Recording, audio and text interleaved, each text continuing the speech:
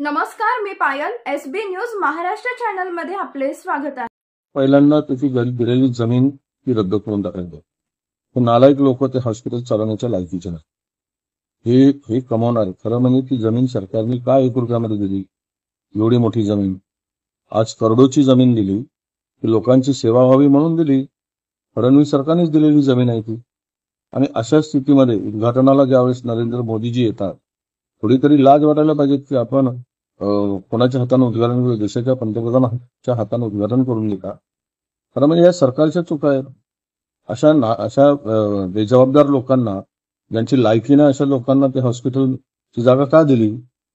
असे जे लोक यांच्या जवळचे आहेत का? आणि वरून आंदोलन करायला हेच पुढे, जमीन द्यायला हेच पुढे, उद्घाटन करायला सरकारच. सगळं जे आहे सरकारने केलेलं पाप आहे.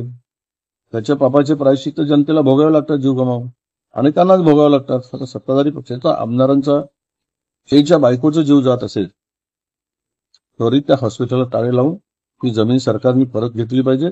सगळ्या त्या मॅनेजमेंटच्या इशाऱ्याशिवाय, व्यवस्थापकांच्या इशाऱ्याशिवाय हे असं होऊ शकत नाही. आणि ते पैसे भरल्याशिवाय तिला ऍडमिट करून घेतलं जात नाही.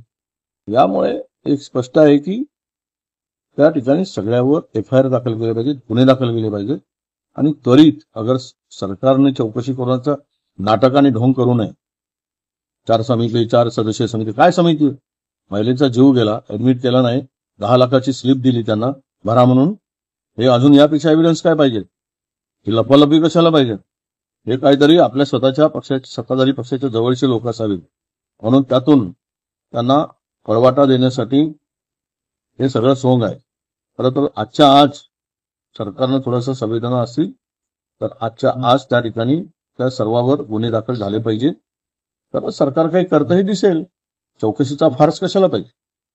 एसबी न्यूज महाराष्ट्र चॅनलची संपूर्ण माहिती ऐकण्यासाठी चॅनलला सबस्क्राईब, लाईक, कमेंट व शेअर करा. धन्यवाद.